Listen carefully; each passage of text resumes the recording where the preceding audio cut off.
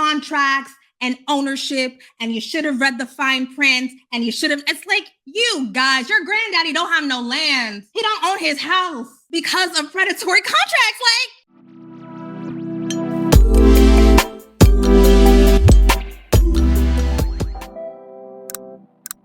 okay, so before we really get into it, I have to say that I am doing a happy hour in Dallas on August 16th. It's going to be a lot of fun. We're going to drink and eat and hang out and play games. And there's going to be a trivia contest that I'm not going to be in. I'm just going to be judging. So get your tickets. The link is going to be below. We'll show the link on the screen. I'm super excited. I know we are still in a pandemic. So it's definitely caveat emptor, but we're outside. Anyways, I'm excited. So come. Okay, great. All right, let's get into the mess. Obviously, we're going to talk about Kelis. So to give an intro, really what happened was I saw on the blogs, like the Shade Room or Neighborhood Talk, one of those blogs, they screenshotted some replies. Kelis called out Beyonce and Pharrell Williams' disrespect and utter ignorance over claims that they sampled her music on Renaissance without permission. That would be the Neptunes, that's Pharrell Williams, that's Chad Hugo. I realized that people who are young truly might not know who Chad Hugo is, because he really is just chilling right now. But that's, the iconic duo, the Neptunes. Okay, so Energy, a song that I love, a song that's too short, by the way. Despite not being listed in the song's credits, Kelis' involvement in Renaissance was teased earlier this week after Beyonce released an official track list naming the artists set to be sampled in each song. So Energy, Beyonce, Tina Marie, Kelis. Sampled artist. A fan account on Instagram reposted the list on July 25th, prompting a response from Kelis, who revealed that this was the first time she'd heard that her work was being used on Renaissance, or Renaissance, as I like to call it. Commenting from her verified business account, Bounty in Full, Kelis wrote in response to an excited fan. The fan says, "Awesome, that's a collab the world really needs. Bounty in Full, it's not a collab, it's theft." Okay, Kelis Trends, Beyonce's Renaissance album will include a Kelis sample on the song Energy. Kelis writes, "My mind is blown too, because the level of disrespect and utter ignorance of all three parties involved is astounding. I heard about this the same way everyone else did. Nothing is ever as it seems. Some of the people in this business have no soul or integrity, and they have everyone fooled." All right, and another one. "I always felt like Beyonce really admires Kelis. Bounty in Full, admire is not the word." Okay. On Thursday, the singer elaborated on her frustrations in a pair of videos shared to her personal Instagram account. Okay, so just from, those little snippy responses, we see Kelis not feeling it. Also, a little snappy, a little snippy snappy toward Beyonce in there, right? Maybe there's some old school hard feelings. We don't know. Let's go to Kelis' Instagram. Okay, so I just got off stage, but I got off and I saw these retarded comments. So let me just respond. There were some good ones too, but we'll get to those after. So here's the first thing. My hair is cute. Here's the first issue, okay?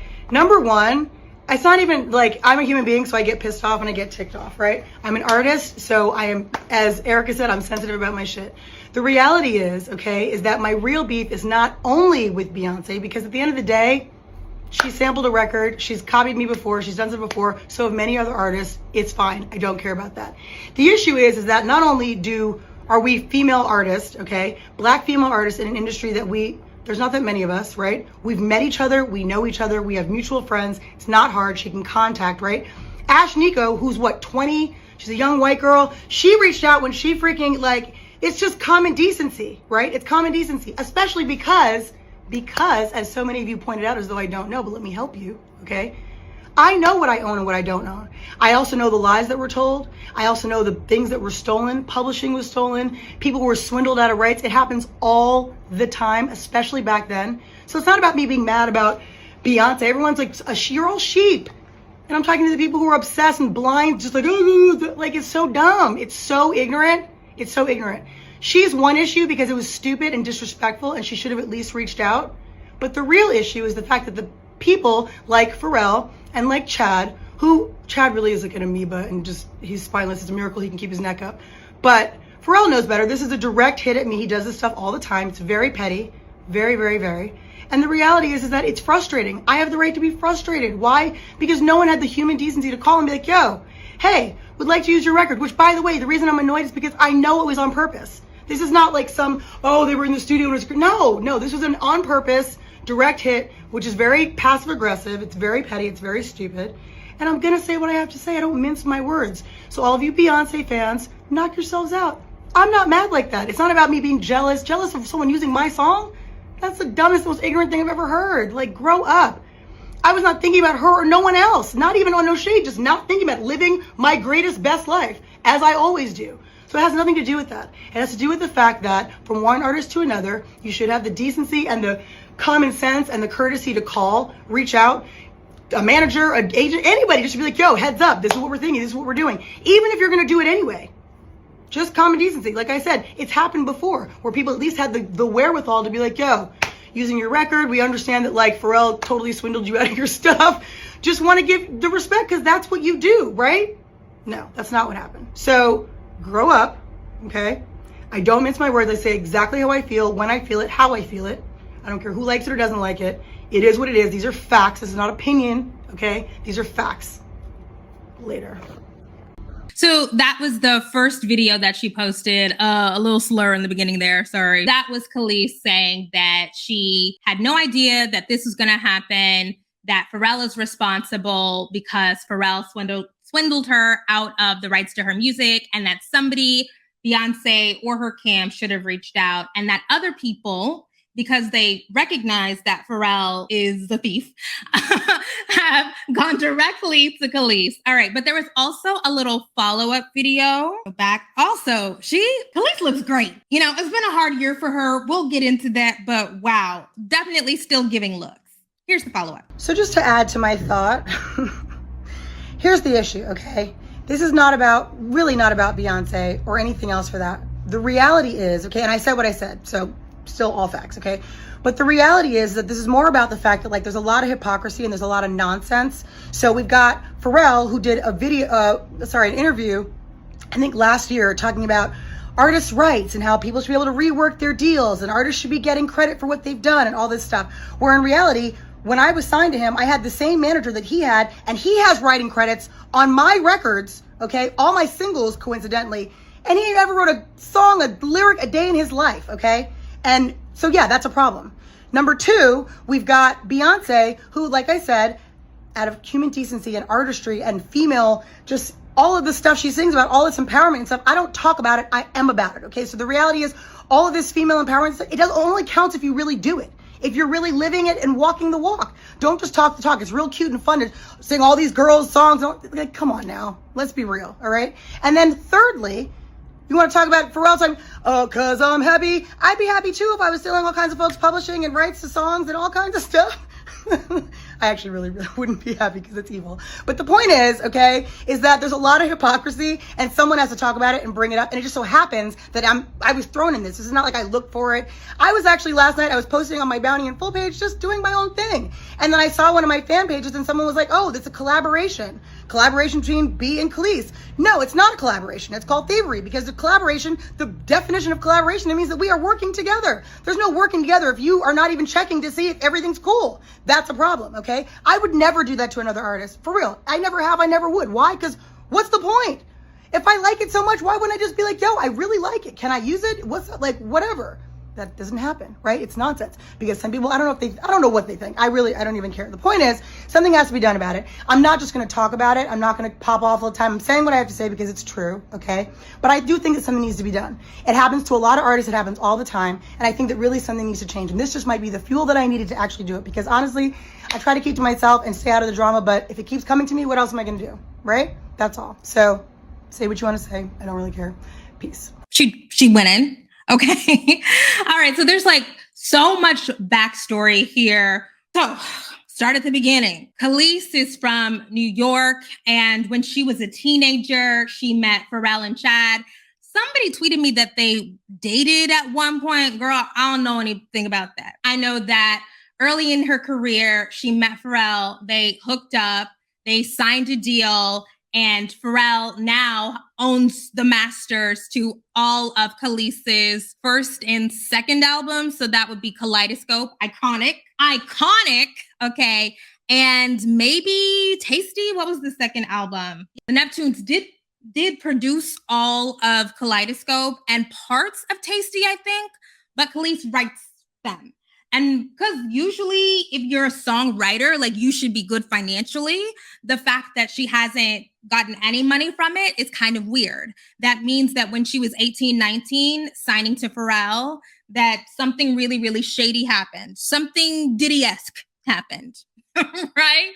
Okay, let's go to this. Unmasked singer, Kelis on Music, Men and Her Missing Money. She said, I was told we were going to split the whole thing 33, 33, 33, which we didn't do, she says. Instead, she says she was blatantly lied to and tricked, pointing specifically to the Neptunes and their management and their lawyers and all that stuff. As a result, she says she made nothing from sales of her first 2 albums, which were produced by the Neptunes. But she did not notice for a few years because she was making money from touring. And just the fact that I wasn't poor felt like enough, she says. She sighs. Their argument is, well, you signed it. I'm like, yeah, I signed what I was told. And I was too young and too stupid to double check it. Pharrell and Hugo did not respond to repeated requests for comment. So basically, who knew that Pharrell was out here doing it like that? You know, I think, what was it, a couple of weeks ago, we were talking about how Diddy is like a thief and a swindler and a scammer, but he still gets all of this space in Black community and Black culture, despite there being a long list of artists who are like, this man owes me money. This man stole from me. Why does he own all the rights to my songs? Why does he own all the publishing? It's looking like Pharrell came up doing something similar. And so Kelis is like the mace of this situation. And she is saying very publicly, this man owes me money. This man needs to give me back my work. I was young. I didn't know what I was doing. I thought he had my best interest in heart. I trusted him. And now he gets to continue to profit off of my work. But also, whoever owns the masters gets to make all of the creative decisions. If the songs need to get licensed, Pharrell gets to license them. If they want to be placed in different artists, if samples want to be used, Pharrell gets to sign off on that. That's how Kelis gets cut out of the process, because she doesn't have any ownership. If we're talking about, she was 17 when she hooked up with the Neptunes and 19 when Kaleidoscope came out, and we're talking about she didn't read contracts, like, you guys, I see people online every day bemoaning the student loans that are ruining their lives, right? Like, you can't afford to buy a house because you got student loans. Yeah, you can barely afford to eat and have any leisure time and like go on trips because you got student loans that you signed when you were 17, 18, right? Like we understand that children, 17, 18-year-olds are really probably not the people that we need to be giving long-term legal paperwork to so that they can sign their lives away. So how come we understand it in that context? But when it comes to Kelis talking about her signing away access and ownership of her creative work forever, that we are defaulting to, she should have read the contract. And then other people are like, oh, well, she should have gotten a lawyer. Huh? I was not able to afford a lawyer until I was making over $100,000. Now, if something comes up, even right now, right? I have a little legal issue I'm about to figure out next week. I can get a lawyer, but I had to have money to be able to even afford the lawyer, to even sit down with this lawyer, to even talk about the problem that I have is $300. That's not the retainer. That's not paying her for her actual work. Here's 30 minutes of my time. It's going to be 300. So why are we really like, come on, y'all. Come on.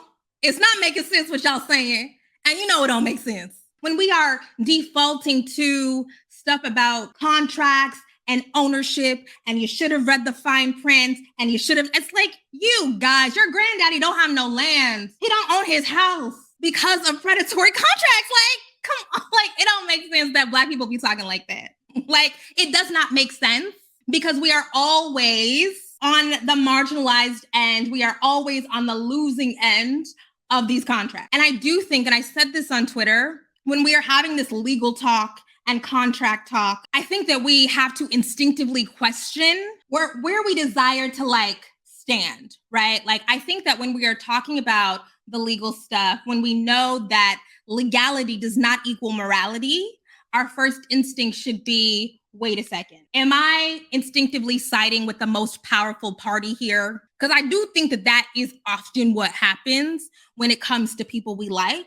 And especially, honestly, when it's intra-communal, intra-racial ownership strife and contract strife, because we miss the nuances, people just default to the person who has more money, more power, more influence. And I don't like that. I don't think that Kelis is at all wrong to say, if the interpolation, if it's notable enough to credit, then it's notable enough to reach out, you know? Like, I keep hearing people say, well, it doesn't matter, it's not a big deal, it's whatever, but it's like, if it was notable enough to like write down, then why is it not notable enough to reach out? So anyways, this issue with the rights and stuff, it's a long-standing issue for Black artists, for people of color artists generally, for women artists, because often you are signing with men, often you're signing with white men, or particularly when it comes to Black women. We talked about this when we talked about Lil' Kim, right? Particularly when it comes to Black women, often their entry into the music industry is via a Black man. And that means they're having to put a lot of trust into the Black man. And you're hoping and praying that they are going to do what's right and do what's ethical in addition to doing what's legal. That did not happen. So anyways, this is an extremely predatory industry where it's about age and access and knowledge. And, you know, the music industry is just a big Ponzi scheme, to be honest. Unless it happens to them directly, so many people lack compassion and understanding of ethics. Yes.